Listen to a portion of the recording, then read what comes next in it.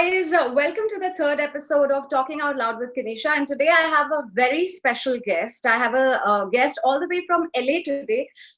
He's somebody who's extrememely accomplished. He's someone who has worn many hats successfully. He's been a former agent with CAA. Now, I'm sure you guys have heard of CAA. It's the topmost casting agency in the world.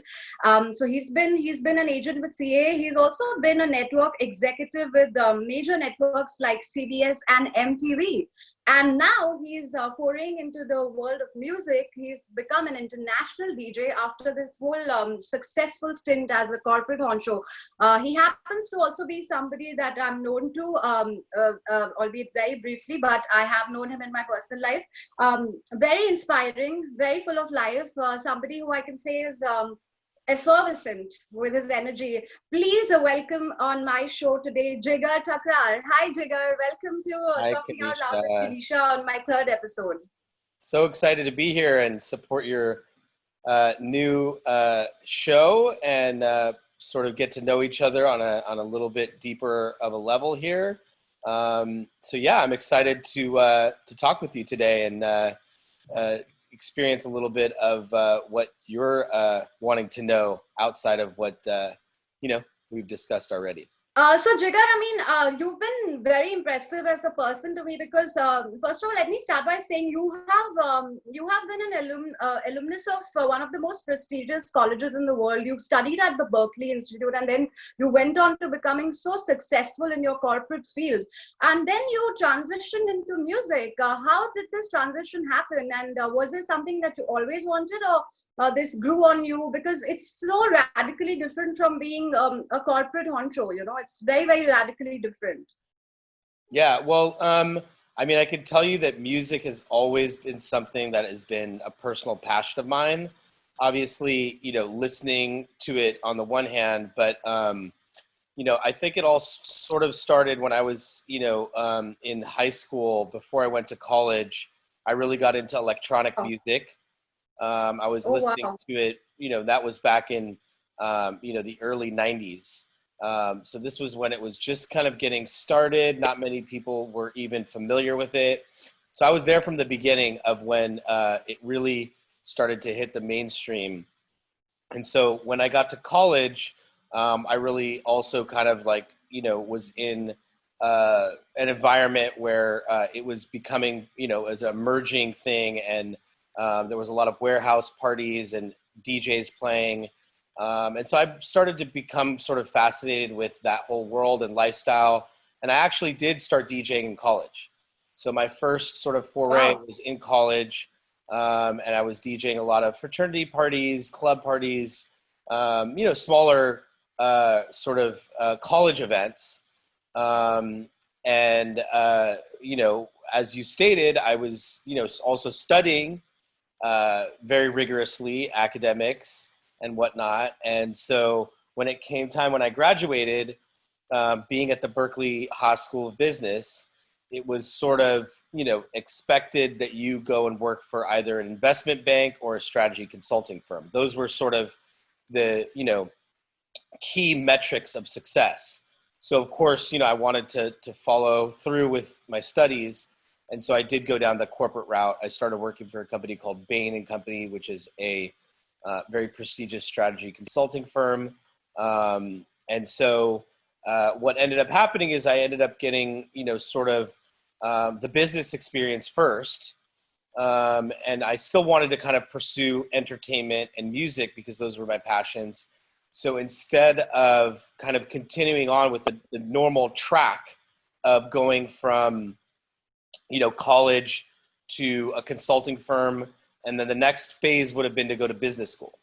So while most of my colleagues were applying to Harvard, Stanford, Wharton Business School, I decided to go into a talent agency called ICM, International Creative Management, and I became an agent trainee there. And as luck would have it, I had asked to be in the music departments, but there were no positions available in music. So I got into film and TV. And I ended up doing film, and then I ended up doing TV. I ended up working for the president of the company. And I realized, really wasn't my cup of tea to be developing television shows. Although I did have a great boss who actually was the agent that packaged a little show you might have heard of called Friends. Oh Um, God. No way. Are you serious? Oh my gosh. yeah, That's so insane. So I you did worked work on with some very. Friends? What's that? You worked on Friends Well, I actually during your worked with tenure? the agent that packaged Right. Friends. Wow. So Oh Friends, if you ever wow. watch the show, at the end, you'll see that it is produced by a team of writers called Bright, Yes. Kaufman, and Crane. Those are the last names of the three executive producers and writers of that show. My boss was the one that put those three people together. Wow. Oh my So gosh, that's I think that's incredible. I think when you have mentors and a boss like that, obviously your trajectory is going to be nothing short of extraordinary, and that's what has transpired even in your case. So congratulations on working so closely with such stalwarts. Now you are someone who has worn different hats so successfully. You are also very social. There's like this norm that if you want to succeed in your corporate career, you can't have a social life, you can't have a personal life. But you, on the contrary, you're actually you're like an anomaly. You are not really like a corporate person at all. You're more you seem like you are an entertainer. Like, if you weren't to tell me that you belong to the corporate world, I would have never believed it. I would have never guessed it in a million years. So I want to really know your mantra for success across so many varied verticals, being so successful in academics. Because I remember you telling me that you were throughout topper, you were scoring really high grades, and then you went on to having such a successful corporate career. Now, even with DJing, you are just phenomenally, you're fast tracking so quickly. Tell me, what's your mantra if you were to put like a specific mantra to your success? I mean, I think, I do believe that, a lot of the cliches that they say about, you have to dream really big and that anything can be possible.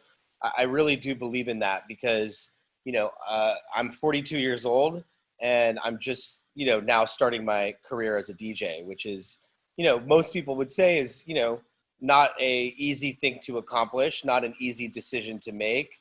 But it's my dream. It's my passion to do it. So, I really believe in myself. I think that's really important is you have to really know that you're capable of a lot more than you may be able to conceive at this moment in time. I really believe that, what makes me happy is making other people happy. So that's where I derive most of my happiness from is when I can see that I had an influence on someone else, whether that be through music, which is sort of my main forum right now and platform to excite people and get them motivated, to be interested, to make them feel certain emotions. A lot of the music that I play is very uplifting. It has very cool and interesting female vocal elements. And so, I think by playing that music for people and showing them things that they may not have seen or heard before is a way to, sort of spark excitement, euphoria, happiness, bliss, all the sort of things that music can make you feel. I like to be the one that's, sort of controlling that soundtrack, so to speak, which ends up being, a, very reciprocal situation because when I hear feedback that people like it, or I see people dancing or smiling or shaking their head, or if I see the streams that I'm getting from my mixes on SoundCloud, for example, that makes me happy to know that I was able to influence other people through, my music. Now, prior to the music, I was really doing it through my work. I had clients and I was trying to, structure deals that were, beneficial to the client and the celebrities that I would, and talent that I would connect them with. So that all has the same theme. And the theme is really around, dreaming big, really understanding where you derive happiness from and focusing on that to guide you as you sort of move along, the sort of trials and tribulations of life. I think that that's such a profound approach. It's a first for me to hear that from an artist. Usually performing artists are so much about validation, and they're more about, me getting accepted and, my thought reaching. This is the first time I'm hearing an inverse theory where you are all about making the people happy. So I mean, more power to you. That's such a profound and such a noble approach, and I'm sure that it's going to resonate with a lot of people because I think we really need artists in general who think more, for the audiences, because I think that a lot of celebrities also are a bit uppity and don't believe in a lot of fan interaction, but you're not like that. You're very different, which I think is really commendable. And I think that's your USP. If I were to really put a USP as such, so you spoke about your music and you spoke about EDM being one of your early influences, and early 90s really is early for EDM. I don't think that people were even aware of this genre at that point in time. Well, Now, if actually, you the would, word EDM, electronic dance music, didn't exist then. That was yeah. created much later. We used to just call it straight up house music. Oh, right, correct. So now the kind of music that you're making, I also follow you on SoundCloud, and I love your music. It's so different. First of all, it's very distinct, and it's extremely, like, you can never put any. So that's my experience. That you can't put like a nationality to that music. I can't say that it's American popular music or it's even EDM. It's just so eclectic. It's just very Yeah. eclectic, your playlist. So that's amazing. I think that's such a unique quality in an artist to be so diverse. But if you were to put a certain genre to your music, how would you define it? If you were to at all put, like define it as one specific style of music? Yeah, I mean, you're right. It's very eclectic, but what you've heard, so the current mixes really kind of, I'm trying to really nail down and identify the sound. As far as like the nomenclature for like the type of music, I would classify the main genres as melodic, house, and techno. Wow. I would also say that there's sort of a couple of subgenres that I would identify with. Deep tech is one because that's kind of a mixture of deep house and techno. Um, and we can get very nuanced, but there's different beats per minute that classify house and techno, and there's also sort of different sort of patterns to the music. So I kind of merge those in together. But the thing that makes them consistent with each other is the melodic part. So that's really what it's less, I would say, monotonous. Melodic is going to have some melodies to it. So it's going to have some Yeah. really interesting, fun sounds that should get you really happy and excited and euphoric and motivated. So uplifting, melodic, house and techno, deep tech. And then the one other genre that I'm really loving is like basically it's dream tech. So it's Oh, wow. dreamy house and techno. And that actually comes from dream pop, which is actually a real genre. You could go on Spotify or Apple Music and look up dream pop. So Wow. you'll see that there's sort of this classification of music that's under dreamy, which is exactly what it sounds like. It's dreamy music. It just makes you feel good. It sort of makes you want to float away. It makes you want to just levitate in the middle of your room and get lost in the music. Wow, that's very informational. I had no idea about these genres of music, and honestly speaking, I do discover a lot of music. So thank you. I'm sure that it's great value addition to even our listeners right now, because dream pop, I've never heard. That's so interesting. I think it's perhaps a more niche. Perhaps a more niche genre, which I think is amazing. So you are kind of like a music scientist. You know so much about, like, you're sort of like the academic in music. Years of experience, and now a lot of experimentation behind the turntables. And since we're talking about the turntables, I'm going to show you. Can you see those? Yes. Wow, that's beautiful. That's your in-house studio Setup setup. here. Oh, it's gorgeous. It's gorgeous. So Jigar, I mean, I know that you're American because I mean, I I was believe born that in you New were York. born Yeah. My parents are from exactly. Mumbai and Jamnagar, respectively. Mom is from Matunga. Dad is from Jamnagar. So I have Indian roots, but I was born in Queens, New York. So I'm Wow. American. I've lived here all my life.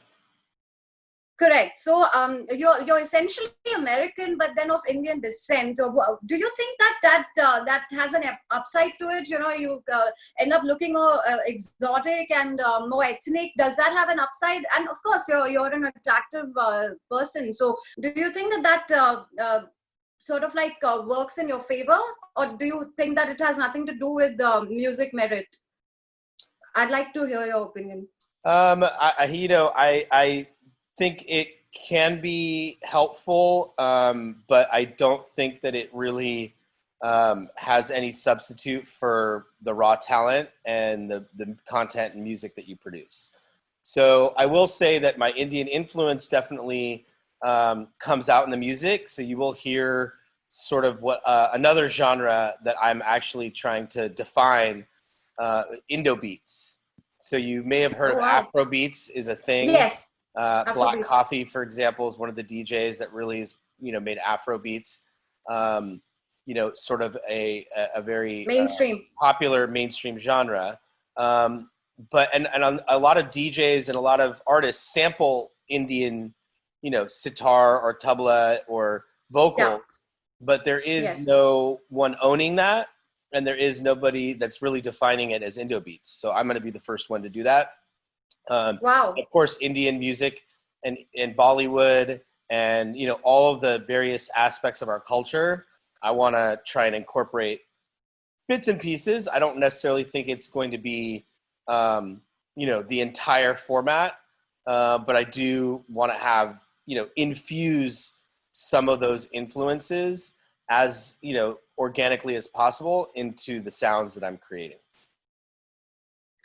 That sounds incredible. I think Indian percussions and Indian rhythm instruments are, or even string instruments are so underrated. You know, like you said, sitar, it's such a beautiful instrument, and I don't think it's used enough or necessarily it has gotten its due at the world stage. So I think this is an incredible initiative, and I think that this will become phenomenally successful.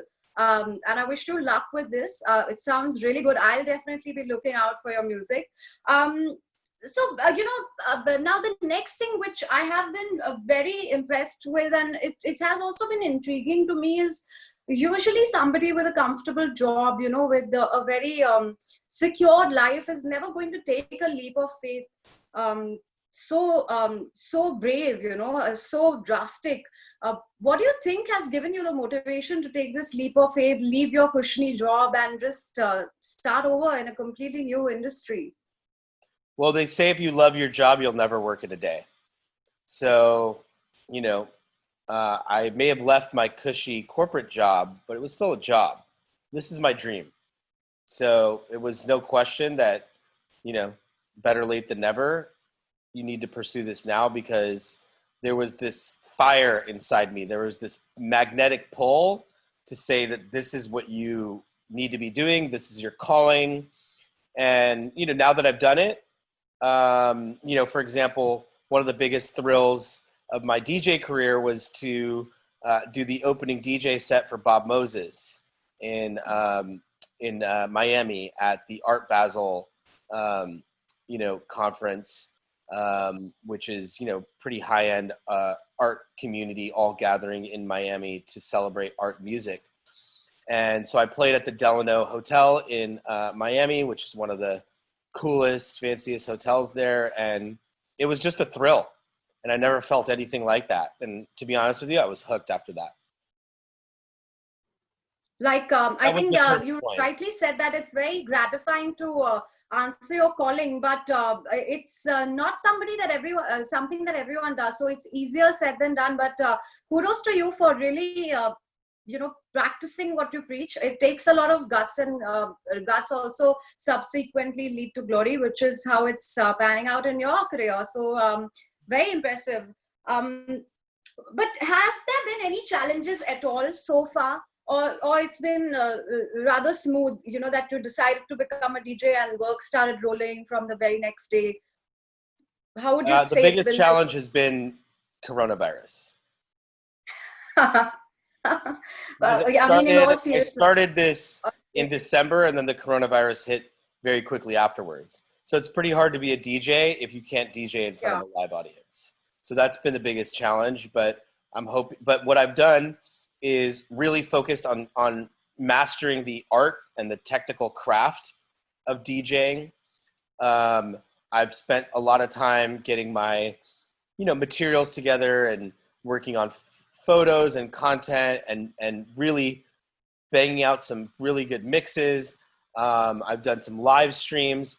I actually had a chance to partner with a very cool mezcal company called El Silencio Mezcal, which, if you don't know, mezcal is alternative to tequila, and it's very popular these days.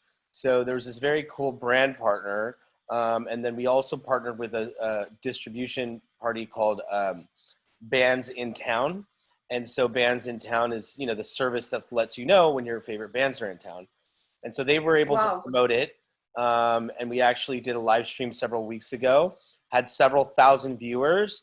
And actually, we were on at the same time on Twitch as Insomniac. Insomniac is a very big player because they do EDC and they have all the big DJs. And I actually had more viewers for my DJ set than Insomniac. So, Oh. focusing on what I have control over and what I can do, as well as making sure that I can continue making other people happy, but preserving the safety of the fans. And so live sets have been a cool way to do that. But I do feel like, because my style is all about making other people happy, it's very hard to do what I do in a live stream format, in a digital format. There's no substitute for sort of analog, being there, feeling the vibe, seeing the reactions on people's faces. Because, I don't pre-plan a lot of my sets. I play them on the fly so that I can change up the songs based on what people are feeling and reacting to. I may play a song and people may love it so much that I want to mix in a remix of that song. Or if I find that vibe's not working, I may want to end that song early and go into something totally different. You can't do that really on a live stream because you can't feel the presence of others and what the electricity of the room is guiding you to sort of play as part of your journey. So I'm looking forward to getting back to, the analog world of DJing.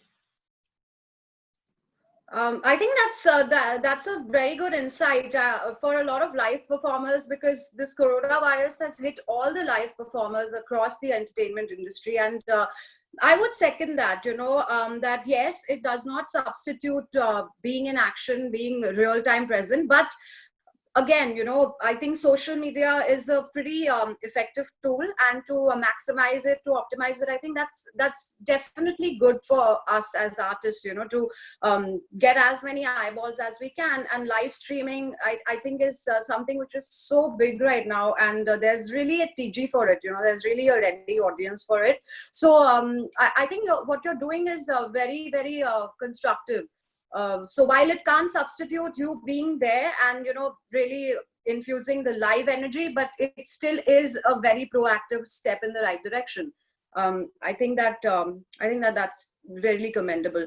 So you're also a very social person, very affable you are. I think it's very easy to get along with you.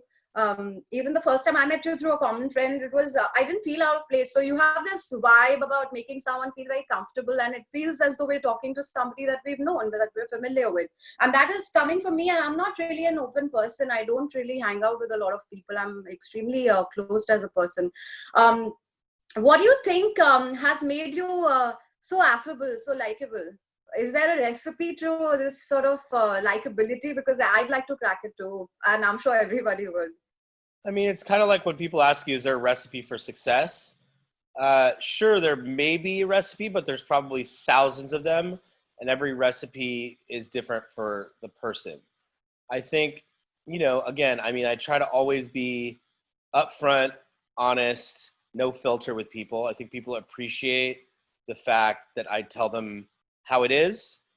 Um, you know, I think, I just enjoy life, and I think people see that, and people that want to, enjoy life as well, I'm attracted to. I like having fun. Obviously, I'm a DJ, so I like to curate the atmosphere. And again, I think, I just like to treat people with respect, and, class. I try to be, always, a class act, and very sophisticated taste. And I think people appreciate the fact that, I'm a curator of things, and I'm a planner of things. I'm a mover and a shaker.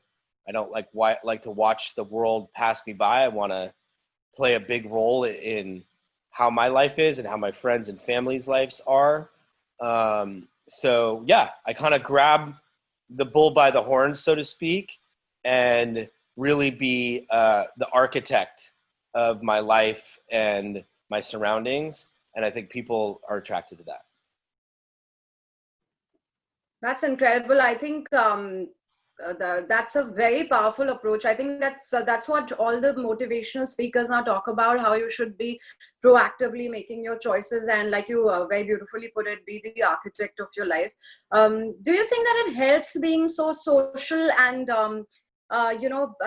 so many people? It's astounding to you really do enjoy life. I mean, you're very out there and so extrovertish, but I get a sense that there's a brooder in you also. I may be really off the mark, I may be really wrong, or I may have a confirmational bias because I am that way, so I tend to kind of find that in everyone. But I do think that you have a brooding aspect to your personality as well. Am I mistaken, or is Well, you that have to true? explain what that means, brooding. I mean, somebody who also enjoys lone time, Oh who yeah. likes, Listen, I feel like sometimes I'm my own best company. yes. So when I'm social, I'm social. And when I want to be a hermit, and when I want to focus on my music and focus on my business, sometimes it's best to be on your own. So yeah, I mean, I don't like to be around people 24/7. That's for sure. Once I'm, in outside of the social atmosphere, then, I feel that, there's time to rest and focus on what you need to do at home. Do you think being sociable is a value addition in furthering your career as Oh a yeah, performing artist? absolutely. I mean, it's all about networking and who you know, and I think you have to have a combination of talent, good content, whether it be music or whatever you're doing. But if you don't have the people to help take that to the next level, you don't have the people to book you, you don't have the people to promote you, you don't have the fans to support you, then, it's not going to be as effective as possible. So I think being social, being engaging, being social in person, online, I try and, interact with my fans as much as possible. And I think that goes a long way. And I think, yeah, I mean, you can't sit at home alone and expect to, have other people follow your leads. You have to go out there, pound the pavement, shake some hands, kiss some babies, and, ultimately, be as social as possible for, all the right reasons. First and foremost, I love people. So I'm not just out there. What I don't like is the people that are just out to further their career because they're not having a good time and they have an agenda. I'm just out there being me, and opportunities kind of come because of the energy that I'm putting out.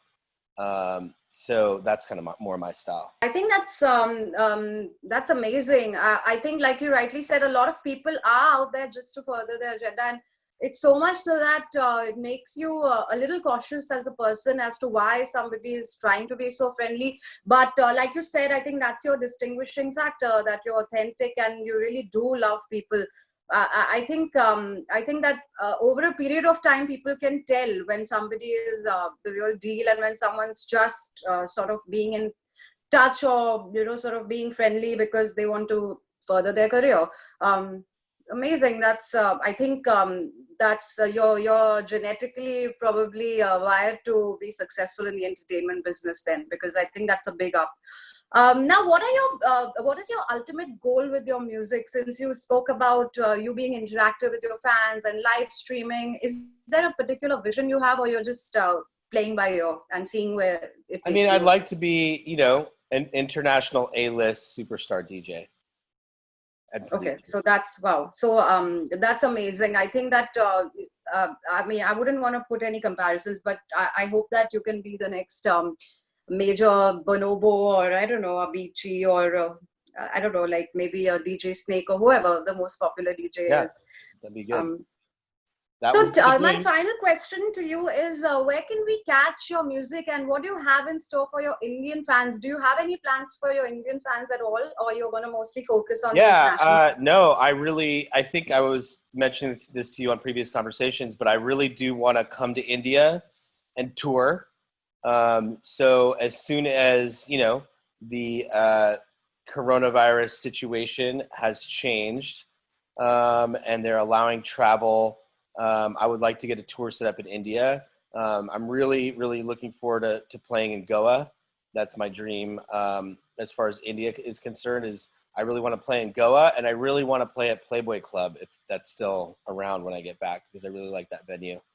So yeah, I'm excited to come tour there. As far as all of my Indian fans that would like to hear more stuff, most of it is available on SoundCloud. It's at JIGAR THAKARAR. Hopefully that's on the screen right now. You can also follow me on Instagram at the same handle. And I have a new series of mixes called Take Me Back. I just launched one called Take Me Back to Loom. The next one is coming up as well. Sneak peek for all the Indian fans. The next one will be Take Me Back to Art Basel, Miami. So it'll have all that dope Miami music that they can check out in the upcoming weeks. And yeah, I hope to, meet some of you guys in person, and I'm really looking forward to touring and spending quality time in India with some of my other DJ friends out there. Hopefully, when all this clears up someday. I'll be really looking forward to your music, and I'm sure you'll have a very house full of fans when you tour in India. I hope so. I mean, even the music that you mentioned that is in the offering sounds really interesting. And like I said, you're such a fun person. It's always great catching up with you, and I come away learning a few good things about how to be social and how to be affable. It's only aspirational, I think, to be that likable, and not everyone can perhaps accomplish that, but you are very effortless with it. And to top that, you're extremely talented, and your knowledge in music is really solid. So Jigar, thank you for joining me on my Thanks third for having episode. me. It's such a nice treat to be able to speak to you and to all the people watching and listening. So thanks for having me. I appreciate the invite. I wish you the very best of luck for your future endeavors, and more guts and more glory. Take Sounds care. good. All the Bye. best. Bye.